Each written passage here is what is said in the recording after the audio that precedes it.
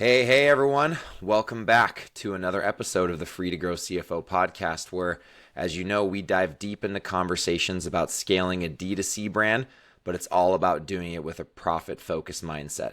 I'm your host, John Blair, founder of Free to Grow CFO. We're the go-to outsourced finance and accounting firm for 8- and 9-figure D2C brands. And today, I'm super stoked to have my friend Tana Cofer on, founder of RosieRai, an Amazon growth agency. But that's not all. She's an ex-pattern director and has even launched her own brand, which if you listen to our show, you know how giddy I get about actual brand founders coming on the show, because when you've got a service provider who has been a founder, there's just a contextual understanding of what it's like to be in your shoes. So I always love to talk to service providers who are also brand founders. So Tana, thanks so much for joining. I'm excited to chat today. Of course. Yeah, same. I'm excited to be here. So the reason why I had Tana on is because, in today's D2C world, there's just so much chatter about how hard it is to scale a D2C brand only. And when I say D2C only, like Shopify or your .com site only. Back in the day when I was scaling Guardian bikes, that was like 8-9 years ago, there were a lot of kind of D2C only darlings that were kind of like the first to market. They hit 9 figures in revenue without having to expand to another channel. That's really hard to do these days. It's not impossible, but I'd say it's the exception and not the rule. So because of that, more and more brands are looking to marketplaces to expand into different channels. Obviously, Amazon as a kind of the easiest, kind of lowest hanging fruit marketplace to expand into, and kind of the most like D2C. But I see lots of brands expanding into Walmart, Target marketplaces. There's even some other interesting up and coming ones. And it's all because it's like they're channels that are easier to bolt on to achieve profitability than expanding into retail. So like today, we're going to talk about marketplace growth strategy. Tana's got a bunch of awesome experience that's going to be super, super next level advice for everyone listening. So Tana, before we get into chatting about marketplace growth strategy, I'd love for you to just run the audience through a little bit of your background.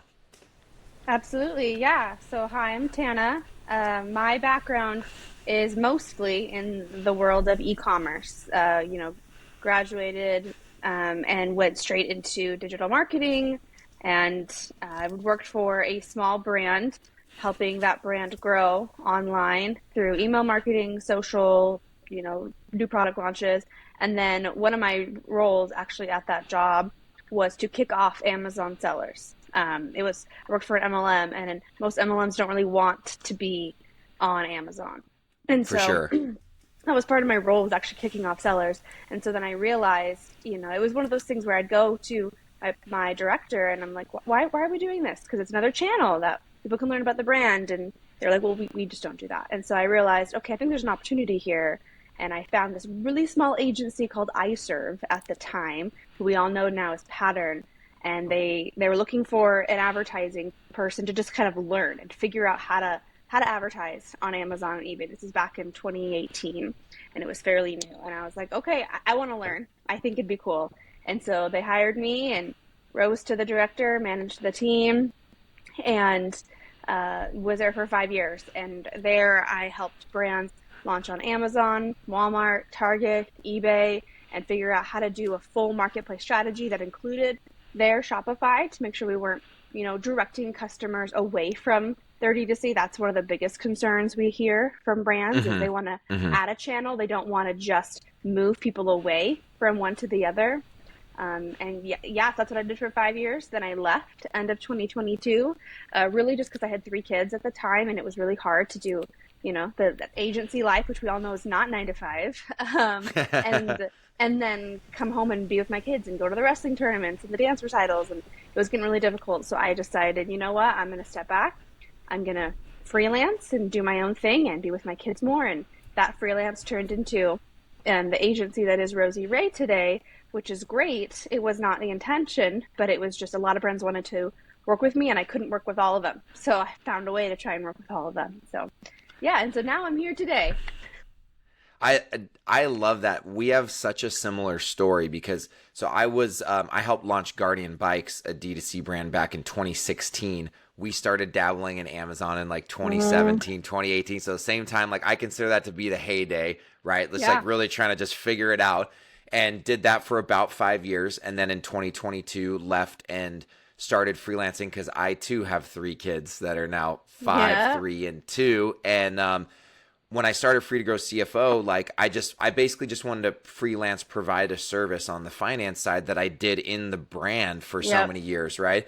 And it just started catching on like wildfire, and I was having so much fun coming alongside founders and helping them make sense of things that were kind of like a foreign language to them, that I was like, you Mm-hmm. know what, there's a business here, and that's how we turned Free to Grow into, a CFO agency, so to speak. So very similar paths, and I love it. And going back to those early days of Amazon, like Yeah. um it was an interesting time to get thrust into that channel and just try to figure out, like, do you like what was it like, just in, like I said, what I think is like the heyday, the early days of Amazon. Like, what was it like just getting thrown into that and trying to figure it out? Yeah. Well, firstly, um, when I went over to what was called iServe, they were like, we're not an agency. We're Uh-huh. helping brands grow. We buy, Pattern buys the product and then like resells it basically on the platforms. And so they're like, we're not an agency. And so I came in thinking like I wasn't even sure how to like view this company, and they didn't really know how to like position themselves either as a company. Hmm. They're like, we're just helping other sellers. And so at first it was more like just trying to figure out what our goal is at iServe/Pattern. Like, what is our goal? And then once we kind of identified that, okay, we'll suck it up. We are an agency/retailer. That's what we are. Hmm. That's okay. Now, how are we going to grow these brands? It was a lot of, there weren't YouTube videos. Like, no one really knew how to do it. Yeah. So it was definitely and I had done Google and social. So it was like, okay, well, could I use this strategy from Google and create some ad campaigns? Like, would that work? And then, I'd have times where I would spend the entire budget that I had in a month in like 2 days because I didn't structure it quickly. And like, you kind of go through all those Yeah. issues. And there were times where, I don't know if you remember some of these times where Amazon, like the budget caps just wouldn't work one day. And so I you'd just know. It spend was through so everything. crazy. We You'd checked the spend numbers in the morning and everything. we're like, what happened last night? Yep. And and then you look at your sales and you're like, well, I mean, my sales were up, so like that's great, but it wasn't like No, no, no. Yeah, crazy yeah. high. And so then you'd call Amazon and try to get your money back. But like, there were a lot of those incidents that it was nice because other brands were feeling them too. Other agencies were Yeah. feeling them as well. And I knew it wasn't just me. And that's what was really nice was even though I had a manager at Pattern, he didn't know any more than I did how to For sure. grow brands on Amazon. So it was just like here's the budget that we were approved, like figure it out. And Figure it out. I Yeah. thrive in that environment. I thrive when I'm given the right tools or the tools available and they're just like, go, make mistakes, figure it out. And so that's what we did. You're bringing back so many memories. I won't get into them because then we'll never get to the other things we need to chat about. But like, I definitely just remember one story I'll share as I remember, like, this whole debate with the first Amazon freelancer we used to do our ad buying of like non-brand terms and branded, and like what if there was actually opportunity to expand into non-brand. And we spent a lot of money trying to figure that out, and it just didn't Mm, end up panning out for us. And I'm not saying that there's not a strategy there, but it was like some very valuable learnings about like there's a right and a wrong way to try to figure out how to expand outside of like branded key terms or keywords that like make sense, like for us like kids bike, like versus going for kids bike helmet and seeing if we can sell them a bike. And so a lot of like learnings on like the right yeah. and wrong way to do that stuff. But so I want to start with the basics, because a lot of the Yeah. brand founders that we work with, they don't necessarily understand what a marketplace is. Some of them may, Hmm. but like from your vantage point, what is a marketplace and how is it different from just like a pure D2C like Shopify store? Yeah. So I would say a D2C shop, there is an intent to learn about your brand and buy your product when Mm, consumers are there. So I would say it's more of an intent to discover and learn about you as a brand. And on Amazon, it is not that way. Amazon is a very high, I'm here to buy the best price item and get it as fast as possible. So what the consumers are looking for is different. For sure. Consumers, when you look at like the time they spend on the Shopify versus Amazon, they may spend more time on Amazon, but it's not because they're necessarily getting to know the brand and like their catalog. Although we try and move customers to the specific Amazon brand store so they can do that, but it's mostly trying to figure out what are all the different types of what such and such product, self tanners, like what are all the different top self tanners, what are their key learnings, like that's the best place to go to find all of them. And so that's what I would say marketplaces allow consumers to find a wide variety of different brands within a category they're looking at, and from there either they're going to buy on the marketplace or they will discover brands and that will then take them to your Shopify and your Instagram and your TikTok to learn more about you and become brand loyal to you. Yeah, it's interesting. So like we tried all those strategies at Guardian. When I say all those, I mean like, what's the strategy for just acquiring customers like on the Amazon platform? Then what's the strategy, like the crafty strategy to get someone to come to the site or come to the site and buy from there instead, or come to the site after their initial purchase, right? And so we tried things like, I'm just going riffing off the top of my memory.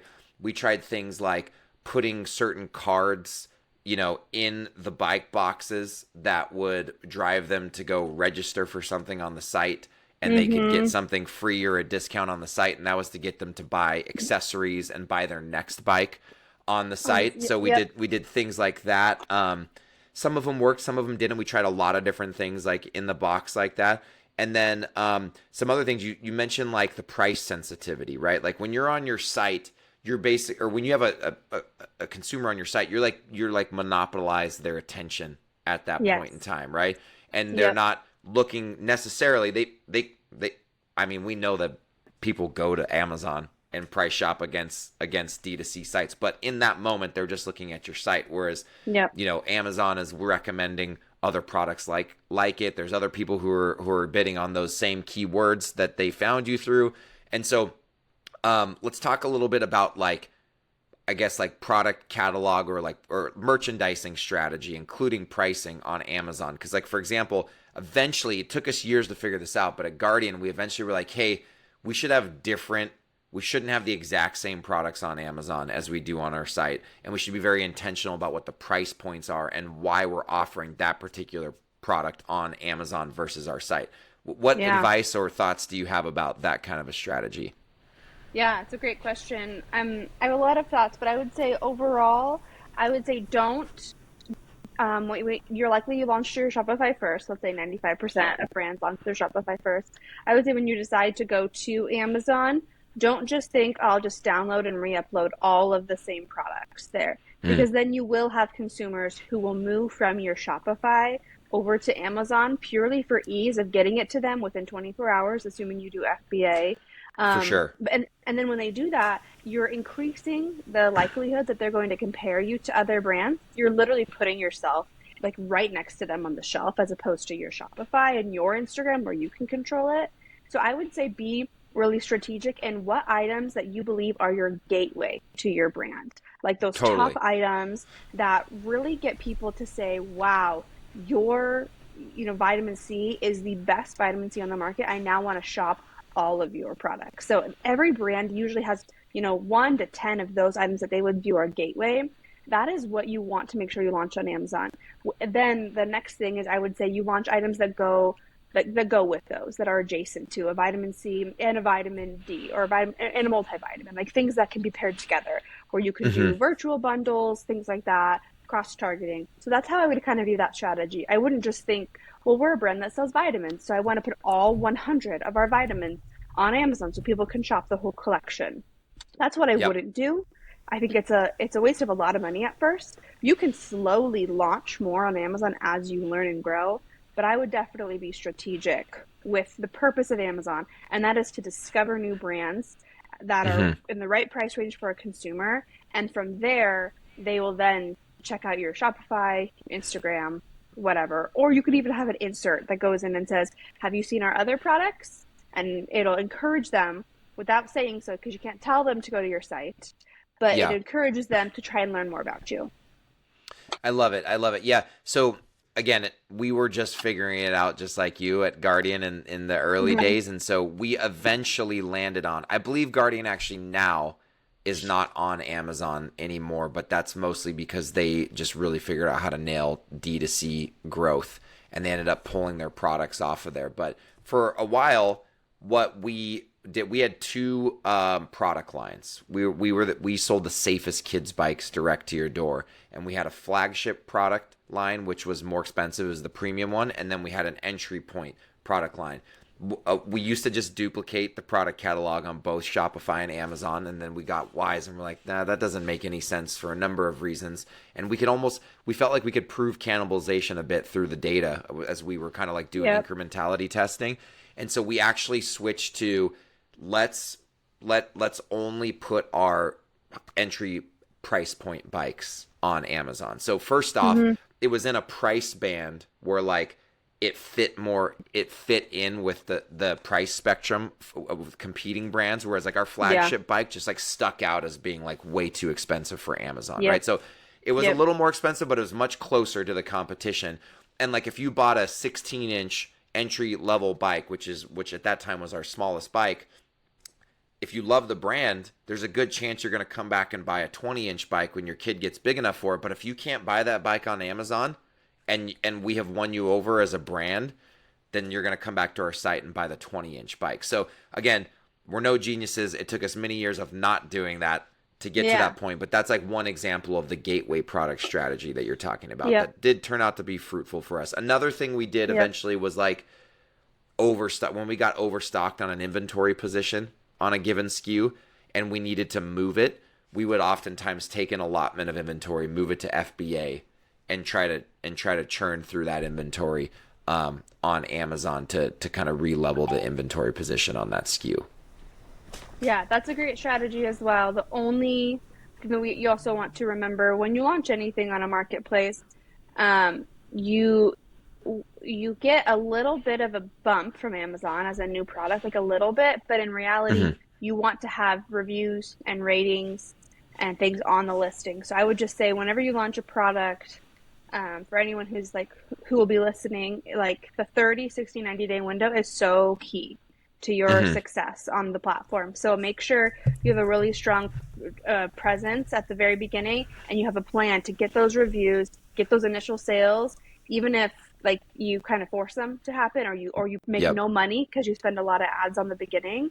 That's that's what's gonna set you up for success, and Amazon will serve you more. So that's kind of my other advice is whenever you're launching any product on the marketplace, when you launch so many, you can't do all each individual one intentionally. You're just For sure. throwing them up there, and then you end up advertising or picking your top five anyways.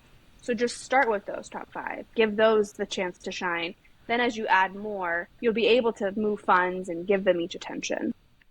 That's actually really good advice. And that actually brings up something that I didn't think of in preparing for this conversation, which is a lot when I think about roadblocks and your barriers to entry with a lot of the brand Yeah. founders I talk to, one of the things that makes brand founders freeze is like, damn, I'm really nervous about getting that first tranche of reviews, right? Of going from zero to something respectable. And it can feel insurmountable at times if you don't know the right tactics and strategies to use. What advice do you have to Yeah. like you're saying, you're actually launching for the first time as a brand, your first allotment of products on Amazon, and you have no reviews. Walk me through like some of the high points of your Yeah. playbook of like what a brand should do to get over that reviews roadblock. Yeah, perfect question. So I'll share exactly what I did for Glitterface when we launched. Our goal was to get 100 reviews as soon as possible, and we were able to do it in less than 2 months. And here's how we did that. So Nice. we had five variations of our glitter, so five different colors. So I launched them all as five different listings at the very beginning, and I rolled each one in what's called the Amazon Vine program. And Oh essentially, yeah, we did that. you pay to have Amazon give a few consumers who are in this Vine program Hmm. free product in exchange for a review. They don't have to write a review, but 80% of them will write a review, and I don't know all the details for that. So you can do up to 30 for each one. I think we did the 30, I believe, for all of them individually, and then after we gathered those reviews. We then merged the listings together. So then consumers, one, Mm. all the reviews are now together, and then consumers could then shop blue, green, gold, shimmer, and pink all in one listing. So at that point, we probably had maybe 70 reviews that all came in from Vine. However, they're all Vine customer reviews, which means if you go to the review section, it says Vine customer review. And it says, so you know, as a shopper, okay, these people received free product to write their review.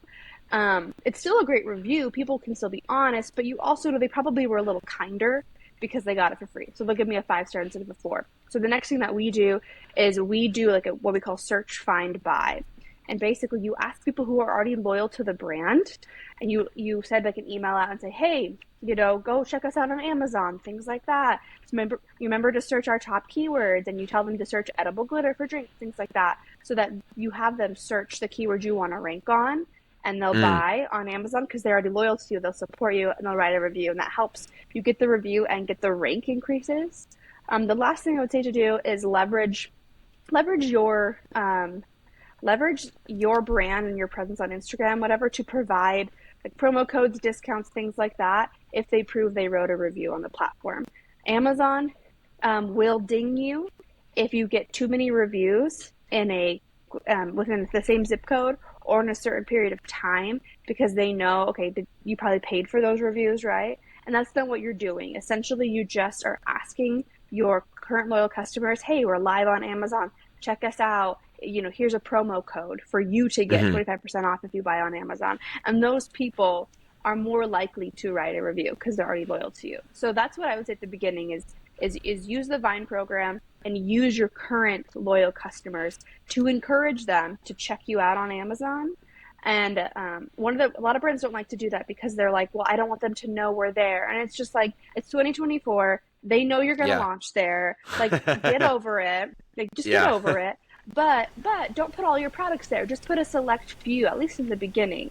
So you're just asking them as like loyal brands to like help you out. Go buy there, kind of walk through the experience. You're gonna have some kinks. Maybe they get the wrong color, and you want the people who are first buying to be loyal to you, so they don't give you a negative review because they got the wrong product. They would actually email you, right? That's what happened to us at the beginning. Some people got product that was like did not work, like it was melted Mm. or things like that. They didn't write a review because they like knew us or were loyal to us, so they emailed us and like, hey, just so you know, this happened. We then can reimburse them, figure it all out without them just being all negative. And so then we had to Yeah. figure out that situation. So there's a lot of kinks you want to work out in the beginning with people who are a little more understanding.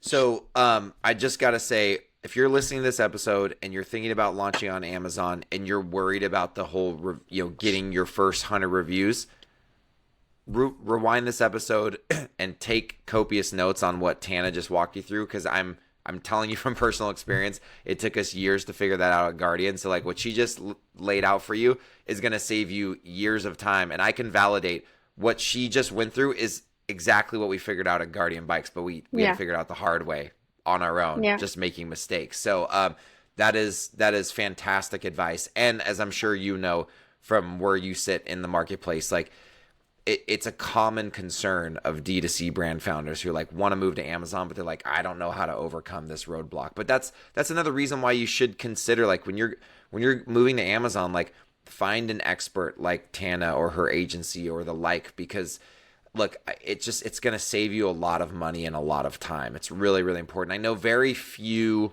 brands, and I'm talking big brands that do 50, 60 million in revenue. They're not doing their Amazon ad buying in-house. It's more common for me to see them doing their paid social and maybe their Google PPC in-house, but Amazon is largely being outsourced to freelancers and agencies who are just experts in doing that Yeah. over and over and over again. So I highly recommend it. I'll So add I a kind of quick want. Oh, go ahead. plug-in. I was going to add a quick plug-in to my agency. We have 3 different models that we actually do. One is an hourly. You tell me what you can afford, and I'll tell you how many hours I can give you based on that and what I would do if I were you. And I love that. I do that because I specifically help brands that are like sub 100 million on all online. I even do ones who are just wanting to just launching on Amazon, like fairly fresh brands, just like I was earlier this For year. sure. So, and I want to do it in a budget that makes sense for you. You just make it less of my time, but hey, you're gonna get it. We're gonna do it right, right? So I For want that sure. one model. The one that's more popular is my monthly retainer model, based on percentage of your sales, yada yada. And then my last one is I actually do a commission only model, where Mm, if I'm helping you grow, I will also receive the benefit of that, but there's no monthly retainer. So I have these three unique, well, the middle one is less unique, but other unique options for brands to really help them launch and launch correctly and not be love too it. worried about the upfront budget that it is. Because a lot of agencies charge percentage of ad spend or like a very large, like 10, 15K flat fee, and you won't get that with me. Yeah, I mean it's I'm seeing more and more agencies who are starting to go away from the percentage of ad spend model, and it's just, even percentage of revenue, like as a commission, is much different than percentage of ad spend, right? I Because agree. it truly is. That's more of an aligned metric with in I terms of agree. incentive with the brand, right? Like Yeah. increased ad spend is not always a good thing, and No. sometimes it is, sometimes it is not, and so. I'm seeing that actually more and more brands are unwilling to work with a percentage of ad spend model. And That's I'm good. not saying that like it's that like if someone out there runs an agency and they do it that way that it's wrong. Like there are good agencies who have that model, but I am seeing more Yeah. and more pop up that don't do that, and I'm seeing brands, especially the I'd say the brands that are under 10 million in revenue, the 6 and 7 figure brands, like the percentage of ad spend model oftentimes just doesn't fit with their cost structure. It yields a fee that just like they might as well actually hire someone in house In house. that to just work on their brand 20 40 hours a week. And Yeah. so anyways, I think that's really smart what you're doing, especially with the 6 and 7 figure brands. Yeah. So I want to there's this interesting thing that I'm seeing happen out in the marketplace. Like Okay. our CFO agency, like we work with 7, 8, and 9 figure brands. We have a big concentration in 8, and we have some 9 figure brands that we work with. But what I'm seeing is that like D2C brand founders generally tend to know a decent amount about scaling on Amazon because it's a very common marketplace for brands to expand into after like Yeah. getting some traction on D2C. But Walmart, Target, I'm even seeing like some Nordstrom, and there's some other marketplaces like they're really starting to emerge more and more. Mm-hmm. And I'm seeing more and more brands consider moving on to them. Like, what's your take on the opportunity in these other marketplaces, and maybe what are some of the other ones? Are there any other ones that I didn't mention that you think people should take note of? Yeah. I mean, yeah, there are a lot of marketplaces that are now really focusing on the growth of their online, which I think is great. I would say the additional ones that I just don't want to go unnoticed are probably Wayfair, Bed Mm, Bath and Beyond, as well, and Ulta. And I say these three because they are partnering with a lot of the ad tech that's out there, like the Criteos and the PackViews, to allow for agencies and for even brands to be able to advertise on those marketplaces. And I think that when a brand is willing, or when a marketplace is willing to invest in making their marketplace so good that other people would want to advertise on it, I think that that is something to look for and to make sure that we're all just aware of. And with my experience with those platforms, they're still fairly new. Um, they're not, none of them are as sophisticated as Amazon, even though I wouldn't really call Amazon super sophisticated, but they're not as sophisticated as them. But they are, a lot of those smaller brands like Wayfair and Wayfair especially, I would say, is really surpassing Walmart and Target's offerings right now. mm, And I think that's just having to do with their focus. And that also could just be because of my experience, because I work with a lot of home decor brands that got it. want to move to Wayfair, and that makes more sense than other platforms. But there are other ones that I wanted to make sure we talked through. However, I would just say if a brand is wanting to launch, start with Amazon first. It's the most opportunity. I would actually then say after that, do Amazon Canada and maybe even UK. Mm, There still is a lot more sophistication there, more capabilities, more opportunities, and it's a lot easier to move into those because all you have to figure out is labeling and your inventory movement because you're already on Got Amazon it. US. And so all Hmm. you have to do is figure out that step within them. And it's fairly, depending on your product, it's fairly easy. Some products, their current label, you're able to advertise on Canada immediately when you launch the US. So I would just say, look at that first. And then I would then look at the other marketplaces, probably starting with Walmart, Target, Wayfair, probably the ones that I would recommend you start with, depending on what makes sense for your brand. All of those, all Wayfair and Target, you need to be approved, but you can just apply online. And Walmart, Mm. you can just do. Walmart Marketplace, you can just upload online. Right now, anyone can sell on Walmart Marketplace. So that's what's also fairly nice about launching on Walmart. You don't need the additional approval. The advice that you just gave about the sequencing is really important because the more and more that I am involved in helping brands scale, the more that I realize that strategy, good strategy, successful strategy is so much about sequencing, not necessarily what you do, but when you do it. And doing things in the wrong order is oftentimes, especially when you talk about channel expansion, expanding into channels in the wrong order can really cause super big problems. And so I'm Yeah. like really glad that you went through kind of what you see as a best practice for sequencing, because that's, I think sequencing from a strategy perspective, I think brands, I think just people are good about talking about like what they think they should do, and there should be far more conversation about like what's the order that makes sense, because getting the order Yep. wrong can really screw things up as you scale in a number of areas in your business. Yeah, and I think a lot of people they think, okay, I'll just get my products up on Walmart or somewhere, and then I'm just gonna run a lot of ads and tell a lot of people and our brand and send emails to everyone who currently buys and say we're on Walmart. And that is not a great strategy in my opinion, because Walmart and Target, one thing you have to think about is those are marketplaces that are online and in store. Okay, Mm, because of that, the product type and category you are in is extremely important at the beginning of your setup. If you were accidentally, if your cell phone accessory was accidentally put into just like a, I don't know, just electronics and not actually cell phones, all of your keywords, your SEO, all of that is focused around your relevancy in electronics. And so your ads will all serve differently. This is different than mm, Amazon. It will serve differently than if you're sitting in the category of cell phone accessories. I had a brand that I worked with that was in the baby section. It was like, nose pickers, nasal aspirators, things like that. We tried to advertise for like 3 months on Walmart and we were really struggling. And I was like, what is going on? On the call with the rep, they said, oh, did you know that your product is in the nail clipper, like the baby nail clipper section? And I was like, oh no, wow. but I was like, no, but why does that matter? This is like 2 years ago. I'm like, why does that matter? And they're like, well, when consumers are searching on Walmart, you have to remember they're also searching like for in store too.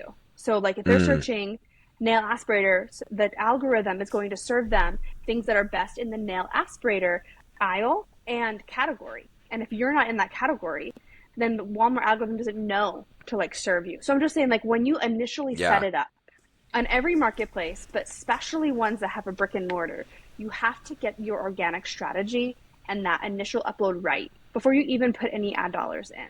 And that's one thing that like I really focus on when I launch brands is we have a full SEO strategy, organic, even an influencer strategy before we even run ads.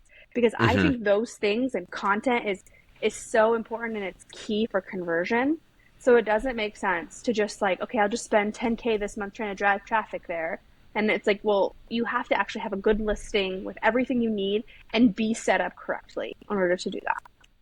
See, that's actually one of those things, just like the sequencing thing that I just mentioned, that Mm-hmm. like a brand could figure that out on their own, but like how long will it take and what would be the cost, right, of figuring that out? And that's one of the advantages of working with service providers that are Yeah. very narrowly focused on whatever it is that you're trying to do, whether it's like a marketplace growth professional like yourself or like at Free to Grow.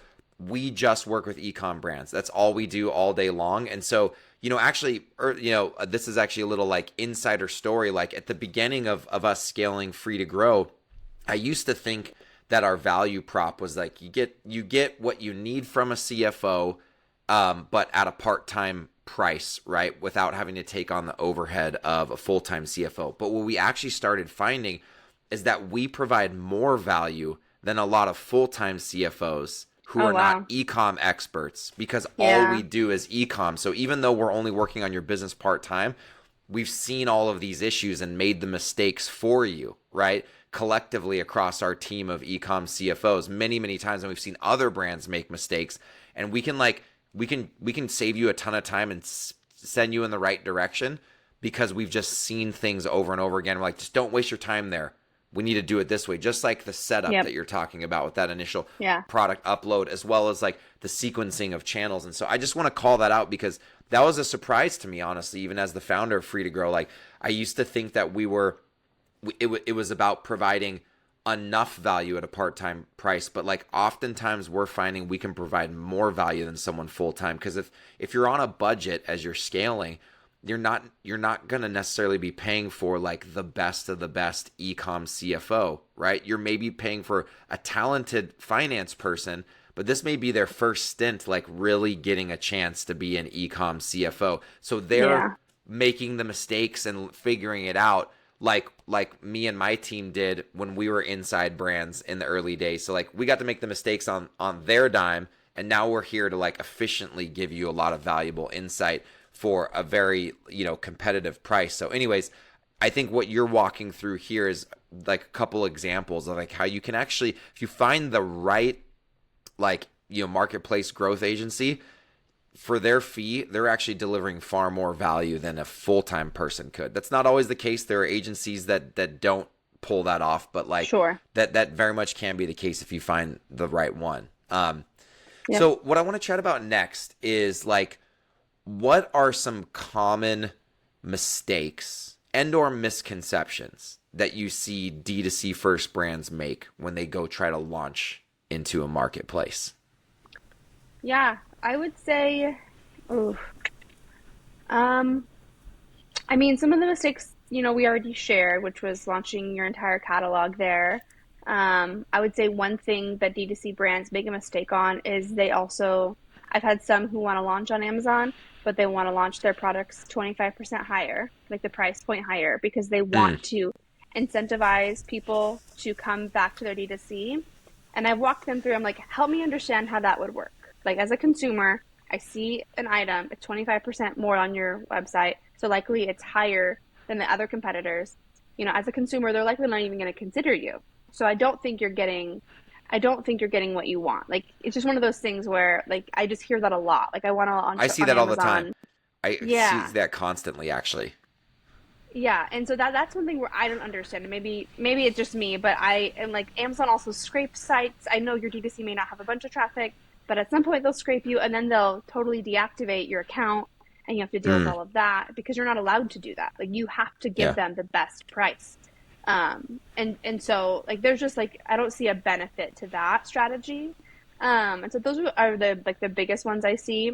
I would also probably say I get a lot of people who come to me and they say, I want to launch on Amazon, and I want to be profitable right away. And I'm like, I love that. You don't come to me then, because like there's a lot of upfront costs at first, right? Like, that would be awesome. Let's have a goal. Let's have a strategy. Let me know, let me know your profit margins so I understand what that Hmm. looks like for you. But there are FBA fees, like when you do at least the FBA route and shipping and stuff. And your product at the very beginning, you're going to be on page 10. You're going to have no rank. And so I will focus on your organic strategy and getting you those reviews for as little money as possible. Absolutely. So I won't recommend you use tools that you pay like $200 for a review, because those exist. I won't recommend those. However, I would hope that you would say, I want to launch an Amazon Marketplace, and here's the test budget that I have to do so. And my Hmm. goal is to break even after 3 months and make money at six, or whatever that is. Like, let's be realistic. So that's the other thing I get a lot too, I would say, is they want profit immediately. Um, and that would be really cool. And sometimes it does work, but we need to be Hmm. realistic with what it takes to grow in a marketplace. But besides like investing in getting your ranking up, and reviews. Are there any other like upfront costs that brands need to Yep. be thinking about as they're putting together their budget to launch on Amazon?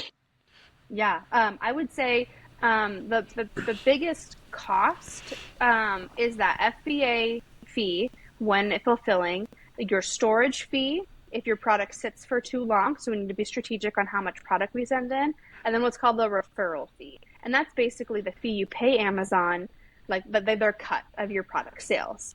And for every product, it's a little bit different, but what that is.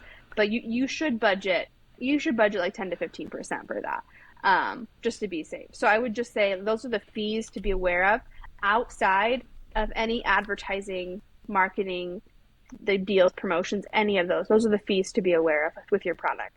What I will say, a lot of brands that come to me assume their D2C will be more profitable to them than their Amazon. And some brands, that's correct. That is correct. It's cheaper for them to fulfill on their own. However, we've done a lot of research, and for a lot of brands, the FBA fee and the speed at which consumers get it and the quantity that you can sell within a day because of all those things actually could make your profitability higher on Amazon than it is on your D2C. And think about all like the staff you pay for to fulfill all of your current products, that warehouse you're paying for, those storage fees. Like I would just make sure you do the math and you really think through the cost to sell a single unit within your current Shopify model, and then we can run the same analysis for Amazon. And likely it's very similar. And a few brands that I started working with, it's actually cheaper for them to do Amazon FBA. So they even added the plugin on their website that does buy with Prime to actually try and move customers to buy on Amazon because the fulfillment was cheaper for them. So that's one thing I would also say. A lot of D2C brands come to me assuming some things with Amazon in terms of like losing profit and such. Yeah. And that's just one thing I would just say, let's do the research before we make that assumption, because you would be surprised. Yeah, I mean that's what you're bringing up is one thing that we do. Is like the bread and butter of what we do as e-com fractional CFOs Oh, at Free yeah. to Grow. Like so Yeah. what we're doing is in our projection models, we're building out the unit economics or the margins for D2C, right? And then when a brand wants to go to Amazon or they already have both channels, we're building out a separate P&L in our projection model and in their actual historical financials, and we're looking at the margin differences. And there's a complexity that I'm going to turn our conversation to in 1 second that is like honestly a lot of debate around. But what we find is that there are some brands where like, first off, generally speaking, and there are exceptions, it's not all like this, but generally speaking, advertising is cheaper on Amazon, right? And then when you add in the 15% referral fee, then think of it as a marketing cost because it effectively Sure. is. It's still, for most brands, including the 15% referral fee, tends to be cheaper than what it costs to acquire a customer on D2C. Now, there's a nuance because it depends. If you're a consumable, you might have like a really crappy first order profitability on your website, but like But the every time, loyalty, yeah, but loyalty will bring that profitability up over time. So totally depends. But what we often see is shipping is a little more expensive on Amazon, although there are products where it is Amazon's more efficient, and it depends on again on your scale, because if you're really big on D2C, maybe you've got killer discounts that you've negotiated with your 3PL or with yep, carriers, and that's why yep, it's more efficient on D2C. But for newer brands, oftentimes Amazon's pass-through cost can be less than your cost because you just don't have yep, sufficient volume on D2C to negotiate those costs down. So yep, the bottom line is you have to look at the whole P&L, including marketing, to really understand the contribution margin, which is the true profitability of each channel. And that's something that we really help our clients understand, so they can understand where the next marginal or incremental dollar spent can actually produce the most profitability for them. So that's definitely yep. a very important call out that you made there. And now here is the debate. It's cross-channel marketing spend attribution, right? Then you're Yeah. spending heavily Yep. on Meta and Google, and you also have an Amazon store. and Amazon, is benefiting from some of that top of funnel spend. So the Of tacos course. looks really, really good. The marketing efficiency looks fantastic on Amazon, but you're driving at least some of it from your, millions of dollars of meta spend. I'm sure you deal with this dilemma all the time, and like who's accountable for what in the different channels. Like, Yeah. walk me through some of the challenges that you see there, and maybe even some of the ways that you advise brands to like kind of navigate that challenge. Yeah. Well, the answer that everyone's looking for is how do I know? Right? Yeah. How do I know it's coming from here and there? Well, the best way to know is to do whatever you can to add in attribution tags, right? That's the answer. And then you'll see we'll actually be able to see as best we can where everything is coming from. And for Amazon, Amazon has provided like Amazon attribution tags. They've had them for years now, and a lot of brands are nervous to use them because they assume if I add this tag, that means I'm directing traffic from my Meta over to Amazon. And I just want to say on this call, that is not how attribution tags work on Amazon. It is literally just Mm, tracking because your Meta ads are going to take them to your Shopify. If they then go to Shopify and they then go to Amazon, that tag will tell you. Like that's what that tag is for. interesting. It's trying its best to help you. Just figure out it's a tag. It's not a URL. It's not directing them anywhere, right? And it's trying to help you see, okay, where did they come from, where they buy. The other thing is your attribution links. If you track a sale, you also get a kickback, right? It's like 5%. So if that is happening, if you're like, I think we're receiving $10,000 a month in sales from our Meta, okay, well, let's add the attribution tag, figure that out, and get some of that credit back because Amazon wants you to do that. Like Amazon's Mm, incentivizing you to do that. So that's the first thing I would say is try to find out if that's actually true and add the tags to see. The next thing I would say is one, in my opinion, that doesn't matter where they buy. At the end of the day, the price is the same. Your profit, you've done everything you can to make it similar. Your marketing strategy, every channel should help all channels, right? And that's how it works. Like as you're running, TV ads, Facebook ads, people are going to then look you up on their preferred channel, right? Mostly Amazon, but it could be Target, it could be Walmart. They're going to look it up on their preferred channel. So we will see an overall lift. And so my goal and as a like background as like a marketing director, that kind of thing, my hope is that you would say, okay, that was a win. It'd be hmm nice to know exactly where it came from, but that was a win. Let's do it again. Now let's maybe do it on a different channel or something to For try and sure. diversify it. But unfortunately, I don't have all the answers. All I know is that Why marketing not? spend Why in not, Tana? all I know is marketing spend in one place will benefit the other places. And so Yeah.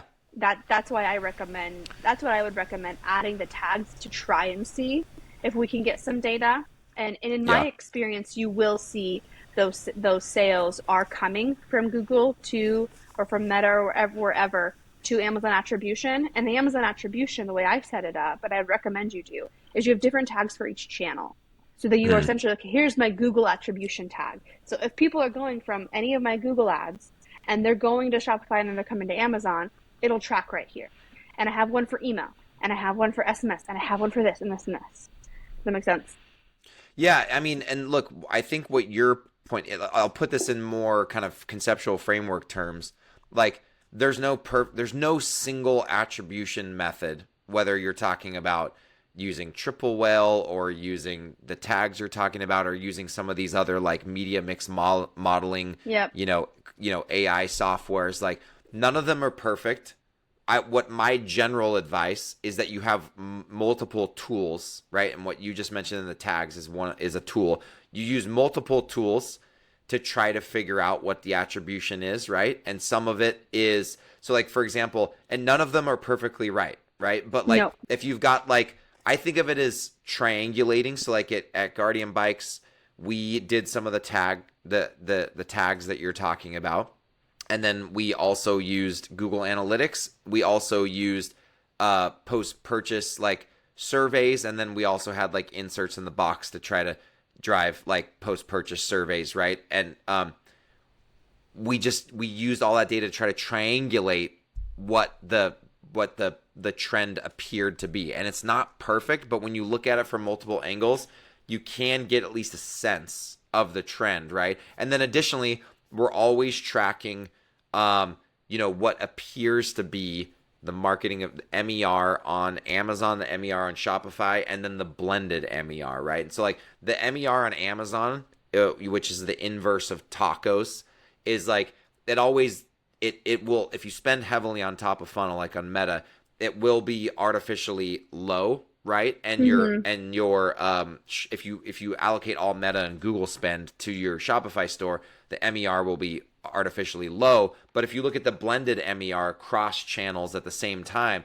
if you see that remaining stable or even going up, you know that, like you're saying, the tides are rising across all channels. So again, none of those are perfect attribution or performance measurement methods in and of themselves. But if you look at it from multiple dimensions, you can triangulate if things are getting better or worse, right? And go from there. We're still generally fans of saying, use the in-platform attribution to make changes to ads, right? At the tactical individual ad level, like use what the platform is telling you is working. But take a step back and look at some of these other ways of looking at aggregate attribution to assess if your overall marketing mix is profitable or not. That's kind of how we advise clients. Yeah, no, I think that totally makes sense. So, unfortunately, we do need to land the plane here shortly. But before we do, because at Free to Grow, as I mentioned, when I started the business, like there's a big personal life aspect to it, right? And much more missional in terms of our reason for existence. And one of those reasons is that we want to give accounting and finance professionals an amazing place to work where they can be challenged and have fun, but not sacrifice their personal well-being. So because of that, because that's near and dear to my heart and to our company's heart, I always ask a couple fun personal questions at the end of every episode. So I actually gave you one to prepare for, but I thought of a second one that I'll throw out there as a curveball. But first off, what's a little known fact about you that you think people would find surprising? Yeah, I would say the most surprising fact about me is that I'm a trained bodybuilder. Nice. So, most random fact about me. I did a competition in June, took fourth place. So I spend 2 to 3 hours in the gym most days. So funny enough, I did not know that about you, and my mom Yep. is as well. So Oh, my mom, whoa. she's 67, and she competes a few times a year. And Dang. yeah, she is quite. I mean, her workout regimen. Whenever she comes and visits me, we're out in Austin, Texas. She's in Southern California. She somehow, I don't know why she does this to herself, but she somehow always schedules her trips out here during what she calls peak week, where Peak like week. she has to, peak week, right? Yep. And like we have to buy, when we go to the grocery store, we have to buy this whole list of stuff. We're eating like chips and salsa, and she's eating like carrots and celery and salsa. And like peak week, every time she does a peak week, she always says, "This is my last competition. I'm never going to do this ever again." I'm like, "Yeah, right, Mom. That's what you said last time." But anyway, so I actually know about that, and I think that's very, very cool. So my surprise question was Okay. about being a mom of three, because Yeah. as a dad of three, I'd say that I have learned far more about life, being a father and trying to straddle being an entrepreneur at the same time, than like any other kind of like balancing act in my life. And so when Yeah. you think about being a mom, but also being an entrepreneur, maybe if you could share just a little bit of a thing or two that you use as a hack or a guiding principle to just like try to keep that balance as best as possible. Yeah. Well, those are great questions. So I work a a more unique schedule so that I can spend the afternoons with my kids.